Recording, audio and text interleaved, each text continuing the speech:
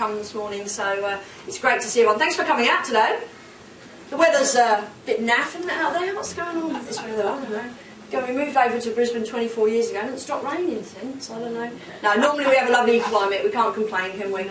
We're crying out for rain one year and now we're moaning about it, we can never be happy. So thank you all for coming out anyway and celebrating this wonderful day. And what a lovely library this is, seriously. I just want to go over and push the book towers down. I don't know, it's like that inner child in myself just wants to go, I wonder if the roof will fall in, I don't know. It's spectacular, so thank you for having me and thanks for having us as your guests today.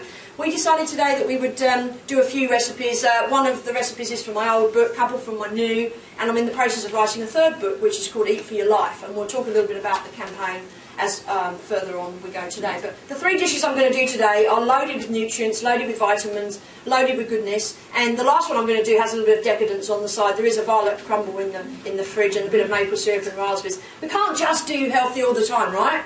Especially us girls, we need a bit of chocolate. It's Easter, right? But I'm told it's everything in moderation. It's just the moderation that kind of goes a bit wrong with me. I was writing a page in my book last night and it said, you know, if we all believe that broad statement, we are what we eat, why am I not a bag of snakes right now? Because I do tend to eat those quite a lot. I don't smoke or drink or participate in drugs, but I have bags of snakes, you know.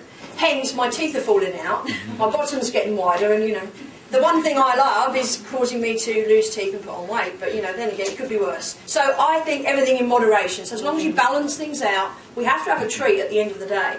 At the moment, my life is about balance in everything, and that's to do with family and work as well, especially family, which I'll talk to you about later. But at the moment, it's about balancing what goes in and what goes out, and I try very hard to exercise. And, you know, if you're like me, I can write a book on 101 things I'd rather do than go to the gym. And on that list is actually ironing. Like, amazing, because I don't even want to do ironing, but if there's ironing, I don't have to go to the gym. So, yeah. So my life is balanced between talking about food, dreaming about food, eating food, cooking food, sampling food, Googling food, writing about food, so it's there. And the other half of my life is thinking of painless ways of consuming and getting rid of the energy that I actually eat in the form of calories. So at the moment it's like this. I've tried all the stick-on electrodes that you can sit in front of the TV and apparently you get a six-pack. My husband goes on the swinging Ab Pro. I don't know if it's working, it makes a terrible noise, but anyway, apparently you only have to do 10 of them and you get this body like the model on the TV. But, it's yet to be seen whether that's going to happen, so eat less. My moral now is, how do you lose weight? Either sew your mouth up or don't eat. That's it, isn't it? Pretty much.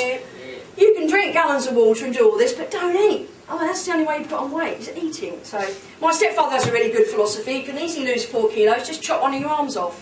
You're fine, get on the scales, we weigh less. Easy. Yeah, he's a funny man.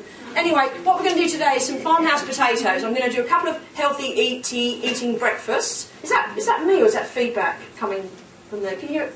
Sounds like I've got a whistle in my tooth. No? It's alright, it must just be me then. It must be ringing in my ears from something or other. I'm going to do farmhouse potatoes, which includes cooked potatoes, spinach, tomatoes, onions and eggs. I'm going to add a little bit of bacon. It wouldn't be a breakfast without bacon as far as I'm concerned.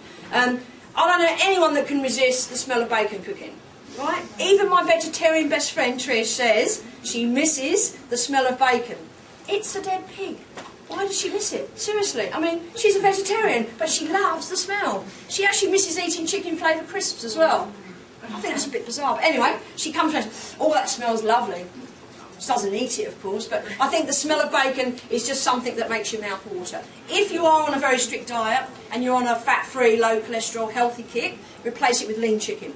Anything in my recipes can be replaced. And my new way of life is about adapting recipes and making them a little bit more healthy. You know, changing the heavy creams for the light, changing the butter for the olive oil. You know, adding some things that can counterbalance some bad stuff in those particular recipes. So the first thing we do is the potato dish, Danielle. I've got my little trusty portable gas burner. This has got me through and got me out of serious trouble, this thing, I'll tell you. I'll take it with me everywhere. I turn up at shows, you know, hundreds and thousands of people watching, and they give me an induction cooktop, and they say, oh, didn't we mention it was induction? Like, no, none of the pans work on induction, unless you know.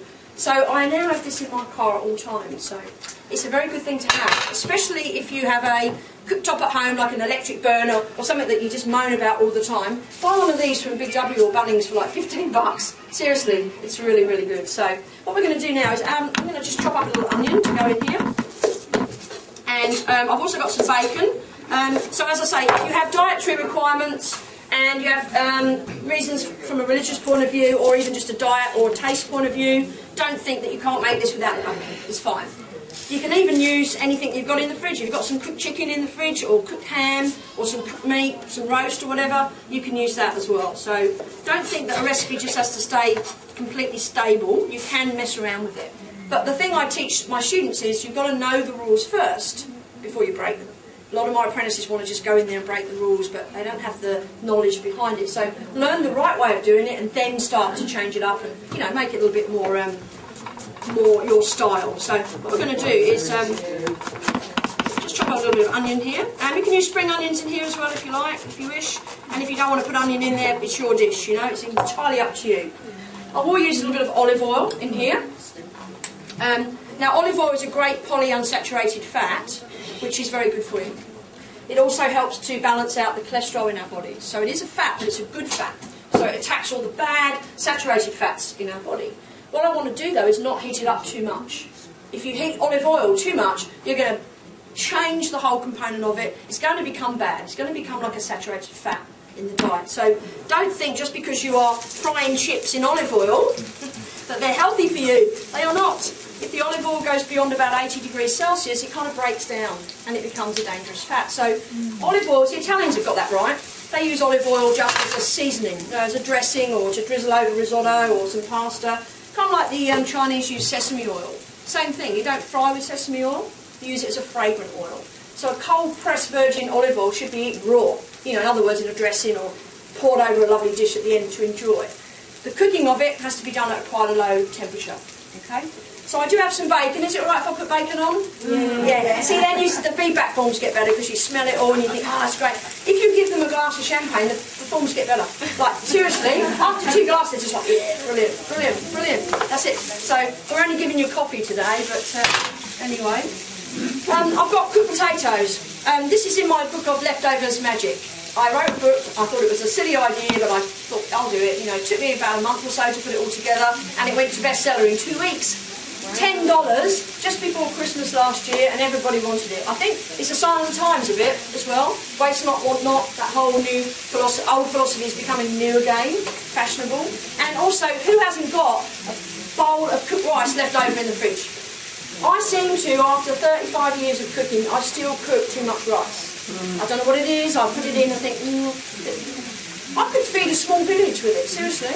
And I think I've devised that method of cooking so that I have got rice for the next day for my nasi goreng and my stir-fried Chinese rice, my Thai rice. I've got rice pancake recipes. I've got rice bakes. I've got, you name it, a whole chapter on rice. Because I've always got rice. I've got rice at home today. Cooked too much. What about potatoes? Do you often have potatoes left in your fridge at home? Cooked ones? Yeah. No, I do. And I do tend to cook more because I want them left over. I want to be able to fry them up the next day. Soto potatoes is one of my favourite things. Put some bacon and onions in and make them like a Lyonnaise potato. Yeah, fantastic. I like making frittata with them. I like doing chips with them. There's a recipe for about 6 dishes of potatoes in the room. Okay, so now the bacon and onions are cooking. You notice I put a little bit of onion in first just to soften it slightly.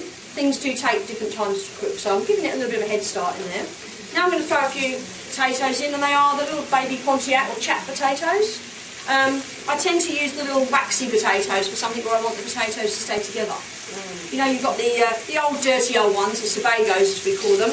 They're full of starch, but they're not very waxy, which means they're quite fluffy, which is perfect for mashing and perfect for making that English roast potato or chip that's all fluffy and light inside.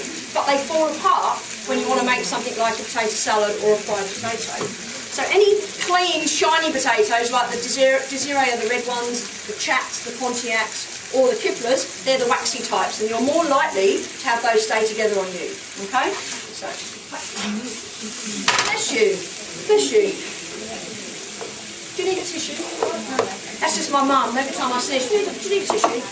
My mum has got everything necessary in her handbag for everyone. She's got, I'll say plasters, bear with me, it's Band-Aid, I know, but plasters, safety pins, hair grips, plastic bags, elastic bands, bits of string. She says it's because of the war. Is that right? Did you save everything in the war? My mum emigrated to Australia about 11 years ago, and she brought over old carrier bags from England. What's with that? Seriously, like used ones. She brought them over, paid for them to ship over. She brought elastic bands over, bits of string on the ball. She said, for you. She used to keep butter wrappers. Who keeps butter wrappers? They used to use them to make their sponge. Yeah, but she keeps them for 7 years. Seriously, she could have killed us all. Honestly. Use them to make their cake. Yeah, it used to be, years ago, it used to say take the butter wrapper and keep it so that you could use it to grease the tray, you see. Good thinking. But what they didn't say was, it's going to go off if you just put it in the drawer for 10 years. You just open the drawer and go, oh. It was my mum's worst day when I started culinary school because I used to tell her what she was doing wrong. But before that, it was all right, I know best. You know, now, no. She still does it to me now. 35 years, awards, acclaims, books, doesn't make any difference. She's still my mum. When I'm cooking, she says, you make sure you cook that bacon properly. Alan likes his bacon cooked well done. I'm like, oh, I know. Please, please. And then the other night, what about what she said at the dinner? At the Christmas dinner that I did a beautiful Christmas dinner, duck roasted potatoes, all beautiful, fluffy, English roast turkey, homemade cranberry, did all the veg, and someone passed it along to Mum, and she said, oh, you were there, Kerry, you can attest to this, passed it all along, and she said, oh, everything's lovely, I'll have some more potatoes. And they said, do you want some more vegetables, Iris? Oh, no, I don't eat her vegetables, they're always too hard. So 100 people there, seriously. That's true, though, she always says they need to go in the microwave longer. Spent 30 years perfecting al dente vegetables, and my mum says I can't cook. Oh dear. Would you like to get the spinach? Oh, you've got the spinach. And would you like to break the eggs for me, Danielle? Okay, in here now, because this is delicious anyway, let's just face it. Potatoes, bacon, onions, beautiful. I'm adding pepper and not salt. I'm relying on the natural salt in my bacon. If you're using lean chicken, you might want to put a little bit of salt in there just for a bit of taste. I'm using the natural, I say Celtic, it's not Celtic, it is Celtic, but you know, we do say Celtic Football Club, which is a Scottish club. Celtic salt, sea salt, is organic, 100% certified organic. If you're going to use salt, use some nice stuff, seriously. My husband comes along and gets a handful of my $8 salt and puts it in the pan of water when he's boiling pasta. And I go, what are you doing? He said, well, I'm trying to be more gourmet about things. You know, I'm trying to say, don't use the $8 salt for the pan of water for the pasta.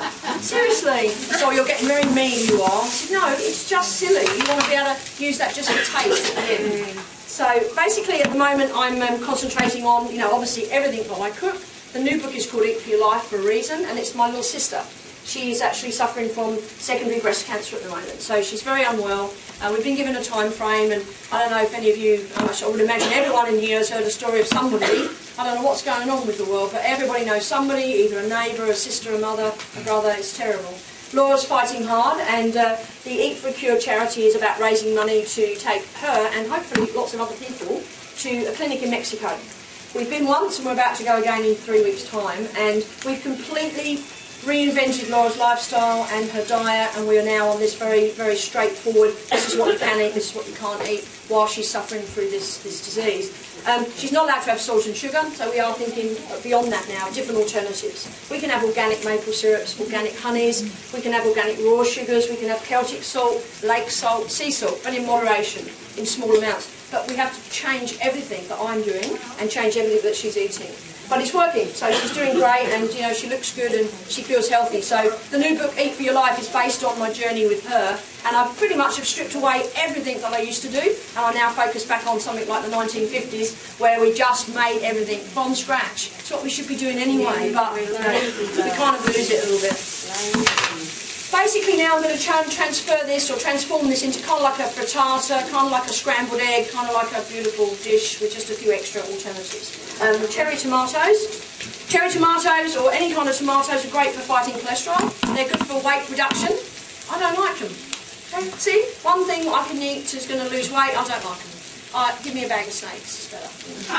Anyway, it's very good. They're full of antioxidants, full of carabita and vitamins A, B, C, all those great ones. Laura can't have tomatoes though, unfortunately, which is ironic because they're a cancer fighter.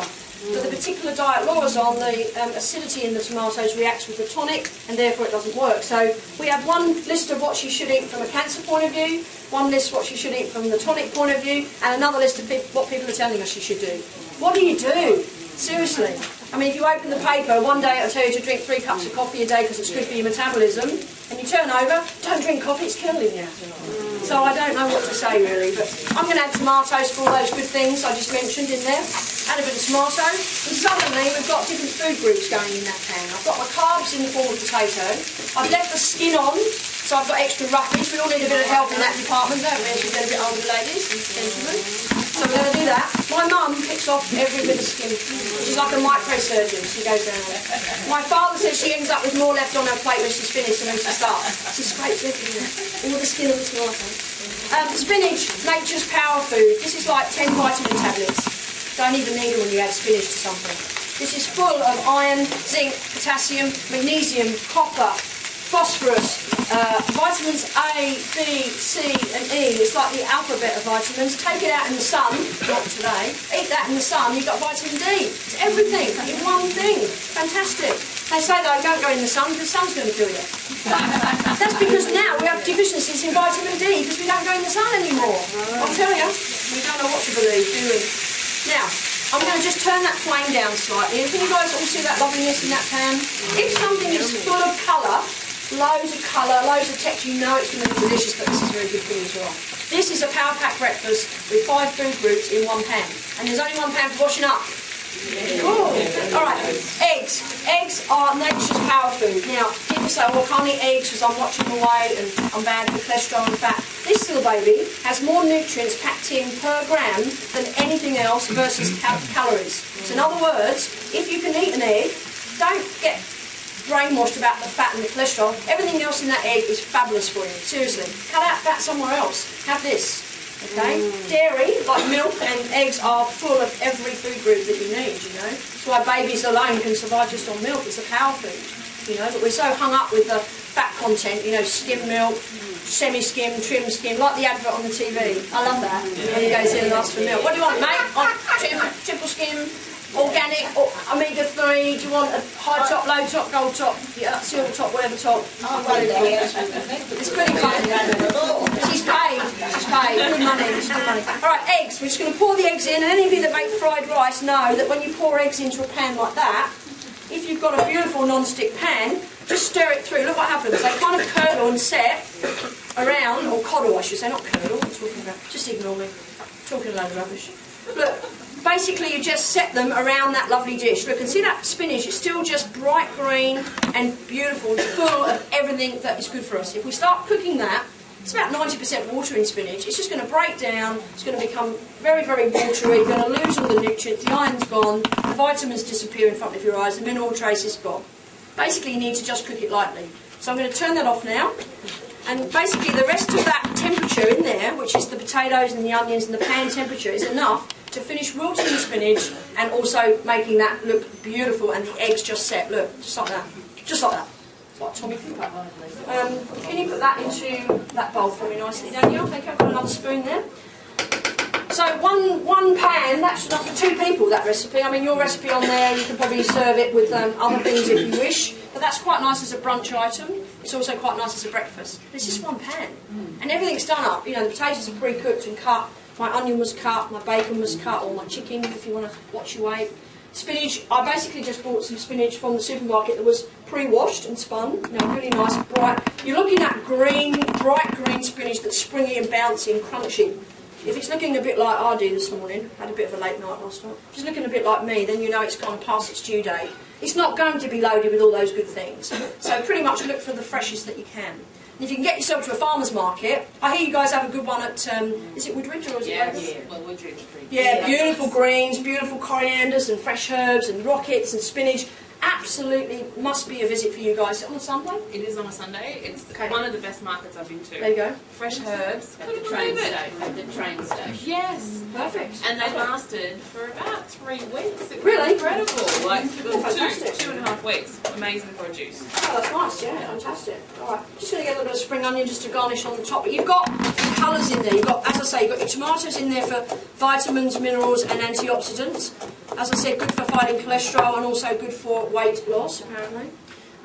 You've also got spinach in there, which is pretty much good for everything. It's loaded with iron. You know, the Popeye used to have it because of his muscles. Iron's good for our blood, good for our muscles. Also good to prevent heart disease. Really good for lowering our blood pressure as well. Plus it's loaded with vitamins and minerals and great for roughage. So, you know, you can't really go wrong. As a kid, I hated spinach. That's because my mum used to cook it for 25 minutes. Like, seriously, like, she put veg in the pan and then all the vitamins and nutrients were hanging on the sides going, please, please, just give us a break, give us a break. Just when they finally fell in and they thought, great, we've made it, she'd tip it through a colander and then get a plate and push all the rest of them down through the colander. Did any of you used to do that? No, we never did that. But my mum did, and I used to think that greens were actually great. I didn't realise that, you know, you could eat broccoli that was green. That was definitely not the way to do it. I also didn't know you could eat meat with blood in it. I thought it was going to kill you, you know. This mum would cook it, you know. But anyway, if mum was here, I wouldn't be able to say any of this, you see. Because she always says that. She says, when I die, you won't have any material, will you? I said, no, it's okay, I've got my husband, he's still going strong. Stevie Wonder, he's good for a laugh or two, isn't he? Yeah, it's pretty funny. He actually made it into my my latest bit on Eat For Your Life, which is my thing I wrote for Clubs Queensland every month. And it's about one night when I came in and he cooked tea. Steve has 3 dishes in his repertoire. For 24 years, right, if I'm ill for longer than 3 days, it's a cycle menu. It just keeps coming. The first one is omelette. And he's pretty good at making an omelette, I have to say. But it's a whole circus. It's like Cirque du Soleil in the kitchen. Like, things everywhere. It's a whole... You can't talk to him for half an hour. He has to concentrate. The gas is on, the grill's on, everything's on. Like, and he's like, don't talk to me, I'm busy. You know. And it's quite nice. It's just an omelette. Dare I say it's no good, because he won't make that and it'll only be down to 2 dishes then. The other one's spaghetti bolognese, which is not bad, but I have to get the mince, I have to get it out of the freezer or get it from the supermarket, buy him the jar of sauce, get the spaghetti measured out, put the pan of water on, and he just puts it together as such, but that's him cooking tea, you know. And the third one is chicken Kiev from the freezer. Always a good one, right? You was talking about chicken nuggets before. Steve will get chicken Kiev out of the freezer, and this particular night, I said to him, get it, okay, I agree, put it in the freezer, make a salad or something, or there's some asparagus, or there's broccoli, you know, give me something with a bit of life. I get home, I said, what's in the oven? He's like, it's chicken Kiev and hash browns. Yeah. You're thinking, oh, all right, so you don't say anything, because if you do, you won't do it again, you see, so I have to tread very lightly. And I said, what have we got with it tonight? He said, oh, I thought I'd do a fried egg. I went, I said, no word of a lie. I said, a fried egg. He said, don't start. He said, because this is why I don't do it. And then you get the whole thing about, you know, I didn't marry a chef to cook for myself, and you I said, all right. Sit down to a Kiev, hash browns, and a fried egg. And I said, couldn't you have at least done some vegetables? He said, I haven't had time. I've been at work all day. You've done all. All right, okay. I said, there's a can of beans in the cupboard. That would have been something. He said, well, you've got what you need there, haven't you? I said, no, there's no vitamins. There's no nutrients. Do you know what he said? Have one of your pills. So I'm like an astronaut. Seriously, I'm like an astronaut. I am surviving on supplements alone when Steve cooks. So I did. I took a handful of vitamin pills and he said, don't know what you're worried about. See? You're all right. Unbelievable. Anyway, next job is our kedgeree. Now, I believe that we've made some kedgeree. Danielle popped up just to make sure it was going well up the road, so apparently they've done a nice job. We're going to make a kedgeree now, which is also a very healthy brunch, stroke breakfast, stroke lunch, stroke supper, stroke whenever you want to eat it, okay? The idea of kedgeree was pretty much born, I believe, out of chefs in India not being able to cope with the British in the hot weather and the spicy food, and us not wanting to eat curries for breakfast, which is understandable, right? Not everybody wants to eat a vindaloo at 7 o'clock in the morning. Some people in England will go just coming out of pubs and clubs at 7 o'clock in the morning, so they do actually, in fact, eat vindaloos at that time. But I think it's because they just wanted to make something that the British Raj would enjoy eating that was kind of Englishy and kind of ricey, but with a little bit of spice. So kedgeree was born to cater for those people that didn't want to eat those full-on curries. And let me just say, curry was invented for British people. The Indian community don't actually have curries as much as the English people expect Indians to have curries, if that makes sense. So the word curry is an English version of what we envisage, you know, we want to eat when we're in India. And the whole idea of eating spices in a hot climate, I'm sure some of you looking around the room know what I'm talking about. Eating spices is the body's way of cooling you down. So having hot spicy food in a hot country is very acceptable and done for a reason.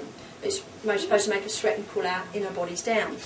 So the Scottish people also claim that kedgeree is theirs. They say that, oh no, it's not anything to do with British, it's not to do with Indian, it's a Scottish recipe. So I don't know who to believe, really.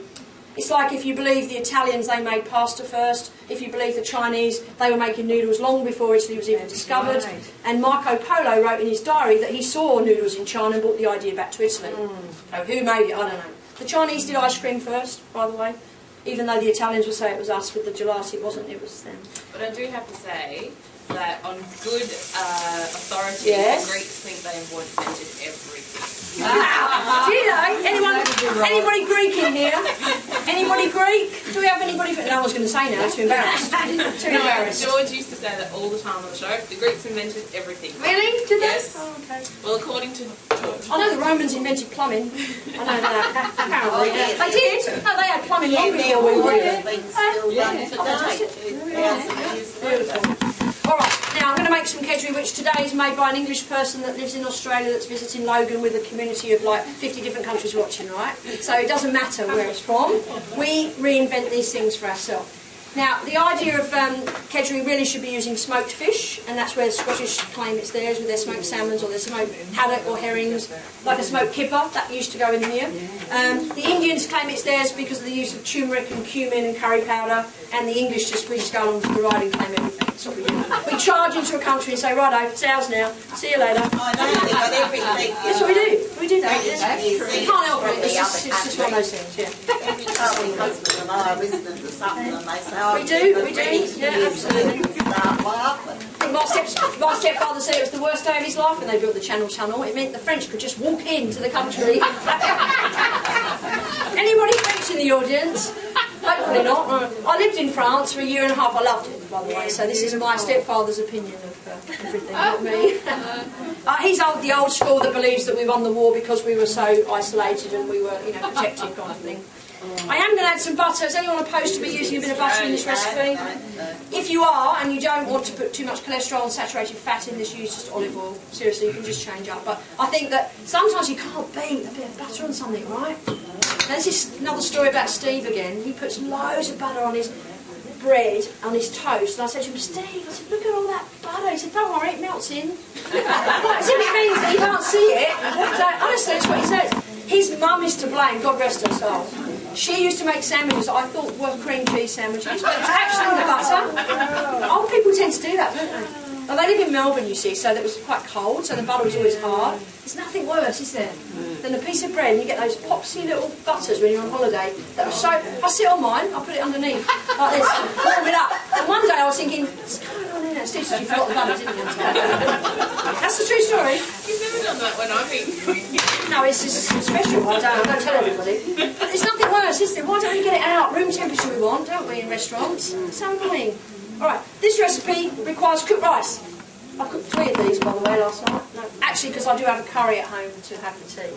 So, I've got cooked rice, and now I'm going to use canned salmon. And I do this for a reason. Because I love the idea of eating salmon, plus I also think when you're eating it in cans, you actually eat more calcium because you eat the bones, you see. So it's like a method to my madness. The bones are soft enough through the processing that you can actually eat them edible. And eating the bone is full of calcium, full of iron. This is full of protein, not too many bad fats, and loaded with omega-3. Now, omega-3 is fabulous for our heart, so for heart problems and blood pressure problems, also for our minds and our brains. And our memories. Someone said to me, have omega-3 every morning and you'll never look back. I can't remember to take it, seriously. So my memory is so bad that I look, I think, oh, I should have that. Anyway, when I do, I can remember everything. Oh, pretty cool. Alright, you can smell that, can't you? Oh, it's curry, of course. If you haven't got curry powder, use cumin, turmeric, ground cloves, ground cardamom. You guys looking around the room must use spices a lot, so you can just create what you like. You can, of course, just use a tub of curry powder if you wish. The turmeric is for colour, and you'll see why in a moment. Okay, now my cooked rice is going in. This is cooked basmati rice. You can use the jasmine rice if you like, but it does tend to get a bit sticky. So I prefer to boil rice for this rather than steam it, because steamed rice can be quite gluggy. So we're going to put a little bit of cooked rice in there, and put my salmon in now as well. So I've broken that up. Take away this black skin, because it doesn't look very nice, you know. But leave the bones in a little bit, because they are perfectly edible. Every time I prep for one of these shows, my cat, who is now nearly 17, she hasn't eaten canned food for 12 years, but her memory is sharp as a whip. Seriously, I open the can, she's like, yeah, I'm not mentioning food. Seriously, she was in, absolutely in. Yeah, said, Jess, you haven't eaten canned food for 12 years, love. Get over it. Go away. She can still remember that sound of the can opener. Some spring onions for a bit of colour and a bit of crunch. A few vitamins going in there as well. And we're also going to, if you wanted to, you could put almonds and sultanas in here. Sultanas add sweetness. The almonds are great for cancer, great antioxidants, really good for helping our fat control. They are a unsaturated fat, so they're very good for us. Now, I do need to put a little bit of sea salt in. I'm going to use my little Celtic sea salt, just a touch. Please taste this. If you're using a smoked fish, it can be quite salty, so you might want to need it. We are now using a lot of garlic and spices and herbs in place of salt and pepper in my sister's diet. It's amazing how much natural flavour you can get from something just with a little bit of knowledge. So we're going so far beyond the realms of what I usually do. Seriously, I've really become very thoughtful about everything I eat. And Steve's famous line was this year, we had Christmas at my house, which tends to happen every year, busman's holiday. 22 people come for lunch. And of course I do like, the Sheraton seafood buffet with all the carb. I'd like to just do peanut butter sandwiches one year. And I want to see their faces. They'd be like, no, it's okay. Really? Really? Is that all she's done? Really? Cheese and ham toasties this year, guys. Really?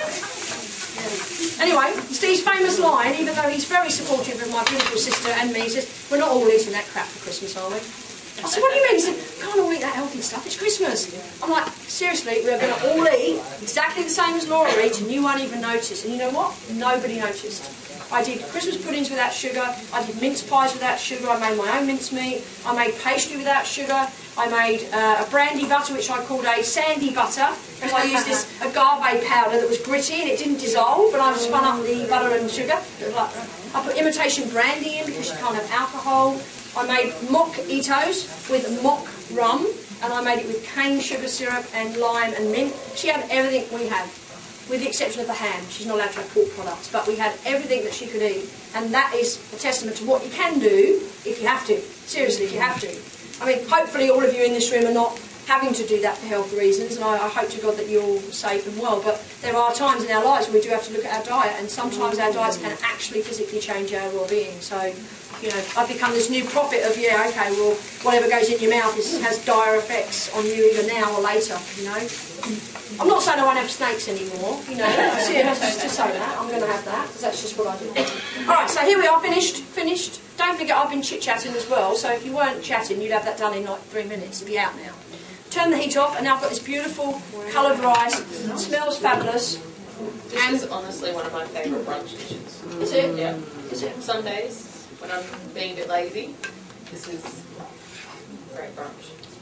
I'm going to put that on this plate, and what I'm going to do is garnish it with the traditional boiled egg. I don't know if any of you remember that, but the old boiled egg used to go on the top. So I now have the 5 food groups represented in this dish as well, because not only do I have carbohydrates in the form of rice, I've chosen to use basmati rice, which is one that Laura can have. She has the brown rice or the basmati, not the white rices, because they're no good for us. So the brown rice has the husk on it, so adding extra roughage and nutrients and fibre into our diets. And fibre helps fight cholesterol, which helps lower weight. So all the way along the line, everything there is pretty good.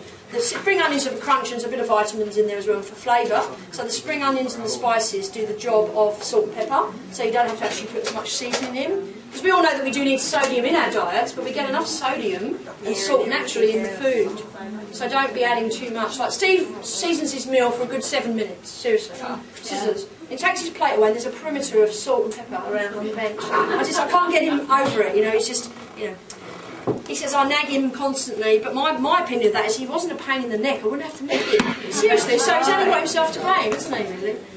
Alright, so I've got hard-boiled eggs here, and I'm just going to pop those on the top as a bit of a nice little garnish, but also to add some protein. We've already got protein in the form of... that's a yellow one. It's beautiful, isn't it? That's why I chose a different one. I've got some organic eggs there. Yeah, and they're just like I like them. They're hard-boiled, but they're still a little bit soft in the middle. They're just fab. I love eggs like that. Adding a little bit of extra protein. So you've not only got your fish in there, but now you've got your eggs, which are packed with everything that you need. So that makes a really... Look at that egg. Yeah, great. I'm so happy about that. Ooh. Take those home for Stevie. That one wasn't so brilliant. Anyway, didn't see that one, did you? Turn the camera off. No, one of them wasn't very nice. I like a nice deep yellow yolk. I want an organic, farm-reared, happy chicken. If animals are all happy and skipping around and having a beautiful time, everything's great for us until, of course, let's face it, we've got to do that bit. Some people don't like to think about that bit, but you know, you have to at some point. But if they're happy up until the point where they have a nice chicken that lays beautiful eggs and has beautiful meat for us to eat, and it is about the survival of the fittest, isn't it, in Darwin's theory, you know. So basically we need to think about treating our animals well, and then we have the nice result at the end. So animal welfare is our welfare at the same time. So there we go, beautiful. Can you see that there? Have I got that one there? That was just some spring onions that all I've done is just taken the end of the spring onion and just cut a little strip from it, fold it over so you've got the shiny side towards you, and then put this in the kitchen julienne. It's just a thin strip, and all I did was just put it in some ice water just to curl it up. So it's straight at the moment. When you put it in there in water, it will curl for you. If you can't be bothered with all that messing around, all those French terms and knife work, cut the spring onion just on the angle. Just cut it right across on the angle, make long strips. Still looks just as nice on the top. And if you can't be bothered with any of that, just put a bit of spring onion chopped up on top. But it adds that extra presentation, so pretty happy with that. Now, so we've done 2 healthy, power-packed, nutrient-filled meals, which is great. We're now going to switch into dessert mode. And just while we clean down, what we're going to do is grill some peaches. And I'm so happy that I managed to get peaches. They're hanging on for their lives. It's the last week of the season, I reckon. Give it another week and they'll be long gone. But they've done well this year, you know. We had a bit of extra rain this year, so they've been quite juicy. Some years they've been quite powdery. And I always say a peach can either ruin or make your day, can't it? You take a peach with you to work, or all day you're looking at it thinking, I'm going to have that tonight. It looks beautiful. It's beautiful and beautiful blush and red. You think, oh, it's going to be great. And you bite into it and you go, oh, that's so disappointing. It's like cotton wool inside. There was an episode of Seinfeld, do you remember that? With Kramer. He had this whole day about eating peaches and how whether his peach day was going to be good or bad, and that's where I get that from. But it's true, isn't it? I mean, that one shows so much promise. Look at it. It could be horrible inside. That one looks nice. This one? Yeah. Nah, I don't know. Yeah. Careful. Don't go, have a feel of it. Don't go poking around with it, though, really. No. Greengrocers love me because I go in and I'm poking with it. I want to feel it. Nice. Best way of checking it is just around where the stalk has been, just lightly along around the top. It should have a little bit of resistance. But I actually buy these in 3 goes. I bought some Saturday, some Sunday and some Monday because I had them ripening, because this recipe needs a ripe peach. And you'll see in the recipe it says it's about now and you wish you'd really paid attention to your peaches because you've got to cut them in half. And you can't do that when they're just slightly under. You know, I've had very big difficulty when I've done different shows and things. So, got the violet crumble there. Yes. Steve was going to eat this last night. He said, oh, violet crumble, love. This is Steve when he eats a violet crumble. Bites off every bit of chocolate on one side. It's like a mouthful. It goes this way, it goes like that. Then he goes like that. It takes, honestly, like 20 minutes. It's careful. And then he goes, he looks at it like that, like admires it. And he goes, Then he sticks his tongue down and gets the centre. Honestly, it's like watching a television show. And then the other night he did it with a fun-sized one. It's like this. It's like a little chipmunk biting off all the chocolate. He does it with Tim Tams and Magnum. He's 59, by the way. Honestly. I tell you, he's a laugh minute, my husband. I call him Stevie Wonder, and I refer to him as Stevie Wonder in my book, and my editor wanted to meet him so badly. I thought, why is she so keen to meet him? He's a lovely guy, But she said, oh, I wanted to meet you so badly, I can't believe your name's fantastic. Your name's really Stevie Wonder? He's like, no, it's Stephen Tate. She honestly thought that was his name. I was like, God's sake, seriously. It's only one Stevie Wonder, right? Steve's wonderful 6 days of the week and a pain in the arse on the 7th. But he says you can't have everything, you know, it's one or the other. So this one now is like, ta-da! Woohoo! Thank God. I have had them where they've not done that. But yeah, running a knife straight round and then just give them a twist. They're not the best peaches, I've got to tell you. They're not the best ones in the world, but, you know, we have what we deal with. In the other months of the year, you can do this with apple. Like in the winter, you can do it with apples. See, it's a little bit dodgy, you see? Not perfect. We can do it with apples, and we can do it with pears, and all else fails bananas. Perfect. And pineapple. I mean, these days, you can always get pineapples. You can always get bananas. Unless, of course, we have some terrible cyclone. It's just an excuse to put them up to $14 a kilo. I just don't eat them when they're like that. I don't help the cause. I go, nah, it's too dear. Or I buy 4 and they'll say to Steve every 5 minutes, don't forget to eat the banana. Don't forget to eat the banana. I'm not throwing those away. It cost me $9 for 4 bananas and I had to put one in the bin. Broke my heart. Anyway, yeah, they're not too bad, but they could be better. I've done this with plums, I've done it with nectarines. Bananas, cut the bananas long, you know, not just circles, long, and then lay those across this groovy bar, like a griddle pan. You can do this on the barbie as well, by the way. Alright. So what we need to do, I bought some brandy. I thought we could light the place up a little bit. I thought it'd be a bit of a laugh if all the sprinklers come on, wouldn't it? No, but it'd be good because you put them the feedback that you had a good time and it was funny and you know your hair got ruined, but it was all good fun. It's all good fun until somebody is injured, isn't it? I've got some cinnamon. Cinnamon and some raw sugar. Now Laura can have this raw sugar, that's why I did this for her the other night. Raw sugar and cinnamon together. I'm going to sprinkle those on the peaches. Now Laura can have the alcohol, of course, but she can eat this dish, so I like to do this. So I'm going to put a little bit of raw sugar and cinnamon on my peaches, just to sit them there. So Danielle, do you want to talk a little bit about our amateur chef school that we did last night? Yeah, we run a program which is Amateur Chef School, and I actually was lucky enough to participate in the program before I went to MasterChef.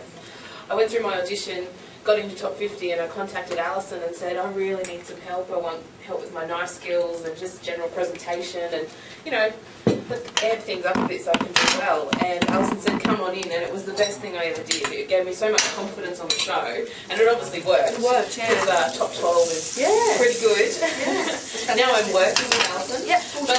But it's an 8-week program, one night a week, and we teach you basic chef skills so that you can go home with, you know, how to set out your all your ingredients, how to cook effectively and efficiently, how to make the most out of the food that you've got. But most of all, it's heaps of fun, and you'll come out with so much more confidence in the kitchen.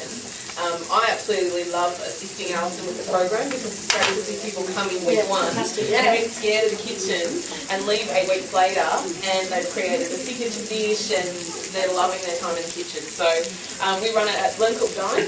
And it's just down the road at Logan Central. Yeah, so we have some brochures here for you to have a read. Kerry's got some brochures. Kerry actually runs the school. She does, yeah. Well, she's our marketing manager at the school. We've taken 300 students through the program, and every one of them has been people like you. Seriously, we're not looking for someone that's a qualified chef, or we want to train you. I want to show you my food, and I get 8 weeks to do that. Now, Mel is one of my graduates from the program. Mel, you've done stage 2 as well, haven't you?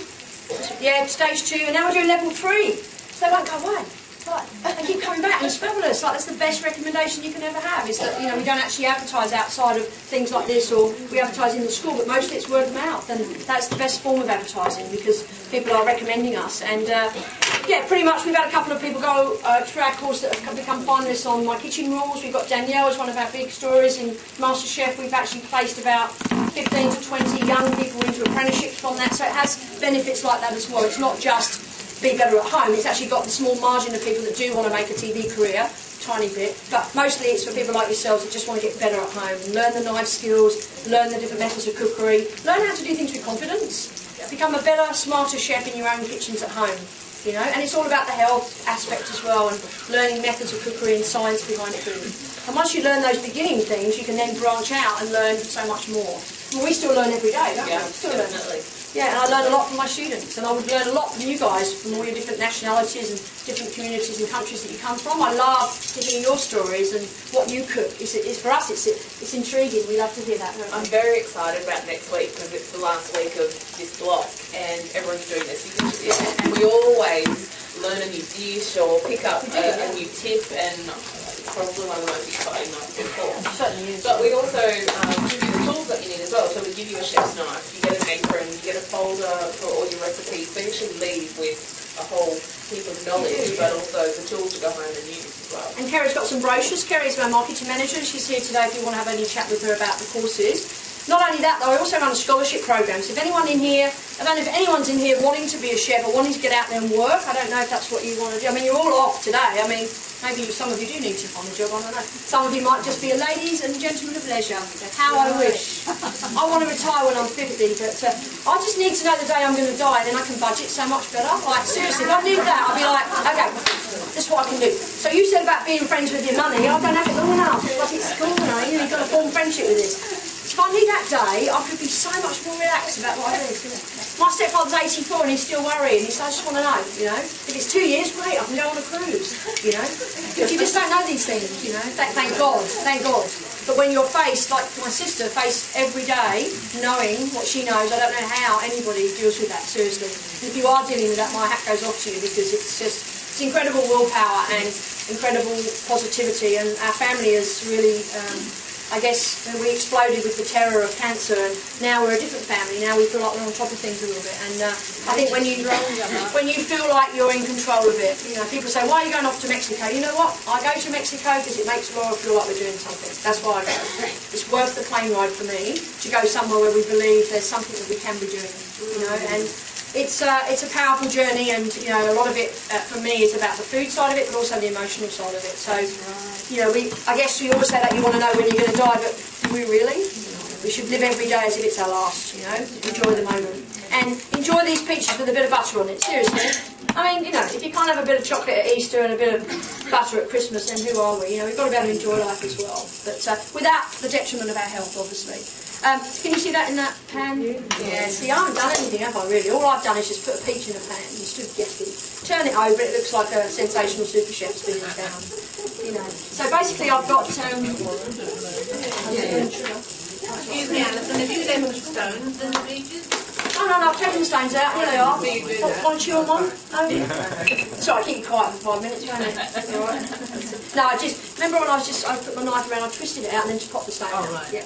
But I was going to say, if you can't get the stone out, leave it in while you're cooking, and it does actually come out better afterwards. Yeah. A little bit of cinnamon sugar on the top, like the donut companies, the cinnamon and the sugar. Beautiful. All right. That's raw sugar I've used in there. Yeah. Now, if you wanted to, you could add some brandy. We got sprinklers on in here. No, I think it don't really need It won't actually do anything unless I actually lift it down, but it's probably not even going to do that.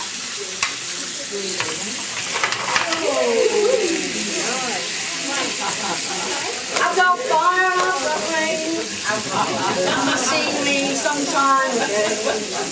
James Taylor, you love it, don't you? Alright.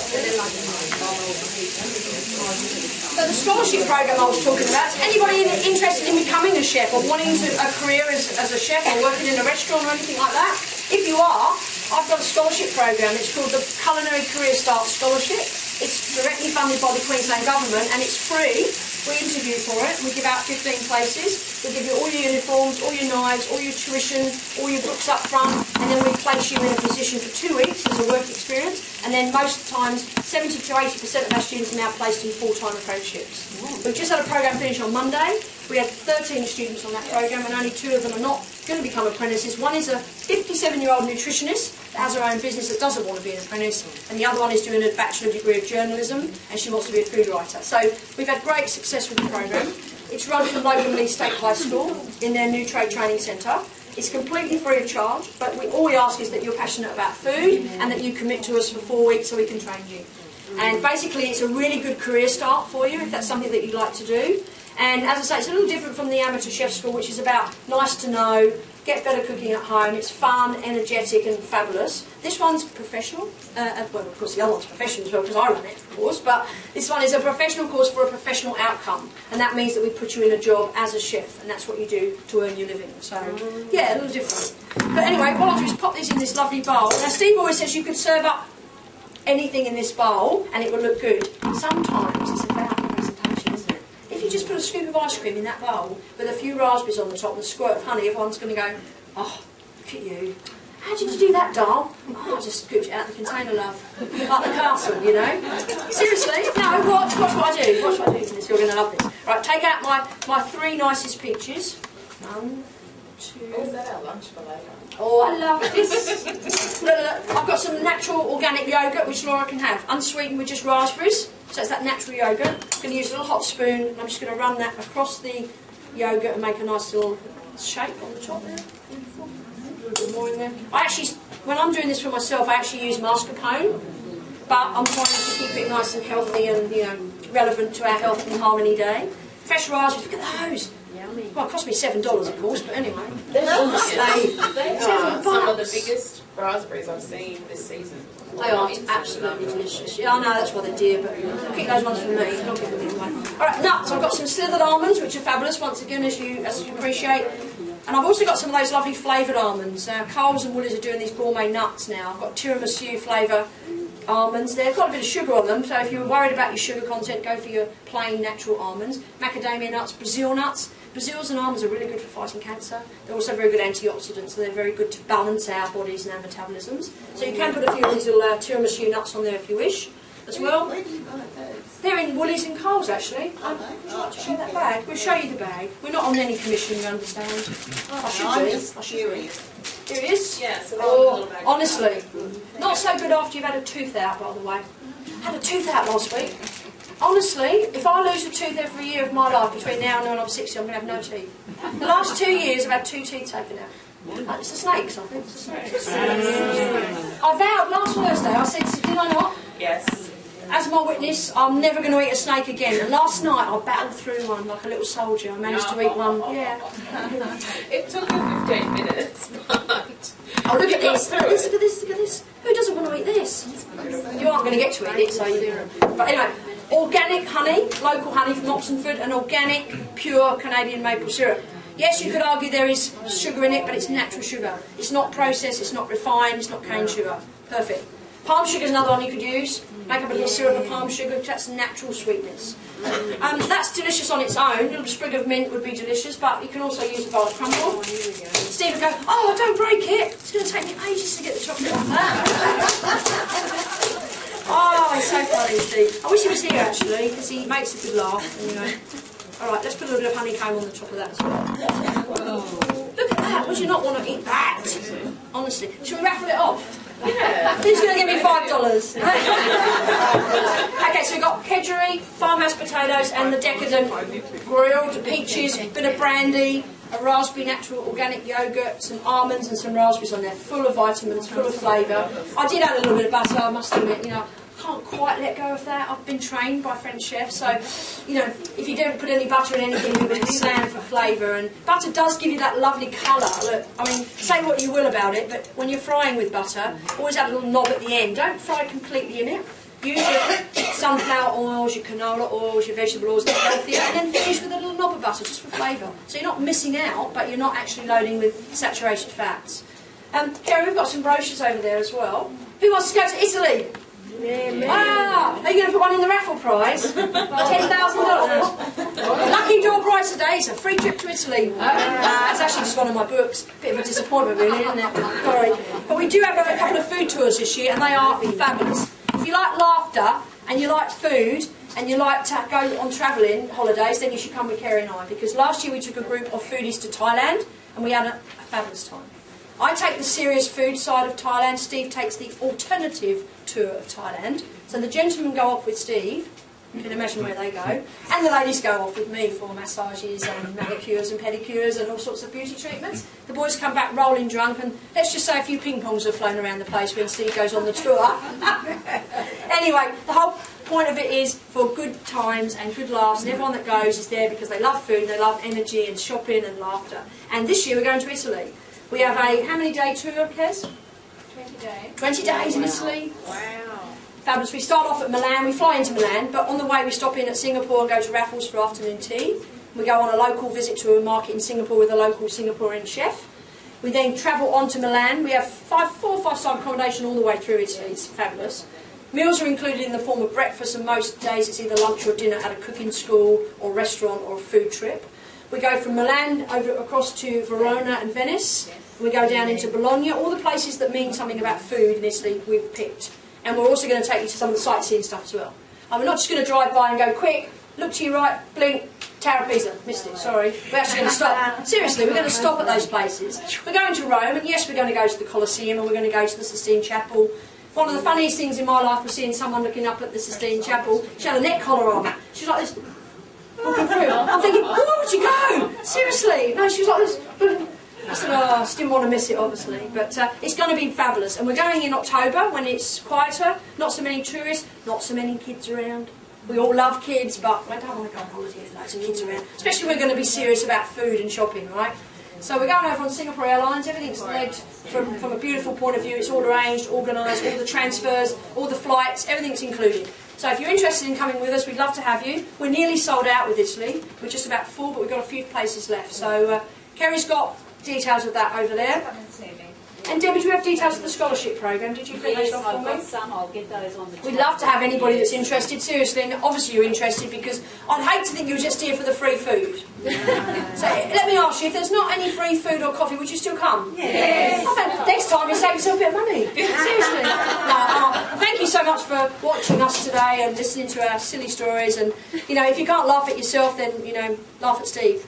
Laugh at my mum. No, seriously, have a laugh, and that's what it's about. Enjoy every day, and if you can change a little bit of your diet after today, then I'm happy. But have a violet crumble and a bag of snakes and think of me. Alright? The books are for sale today, and the books go into the charity Eat for Cure, and in about October this year, look out for my new book, Eat for Your Life.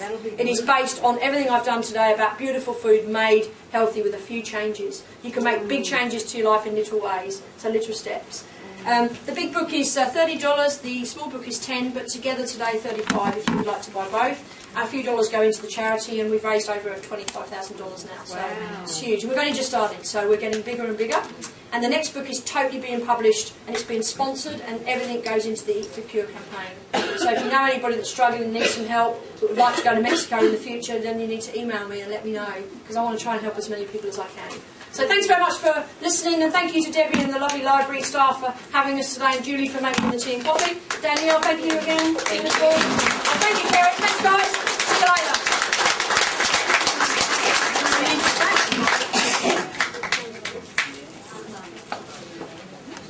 There you go. Oh, don't go anywhere. They're going to pull out the free trip to Italy.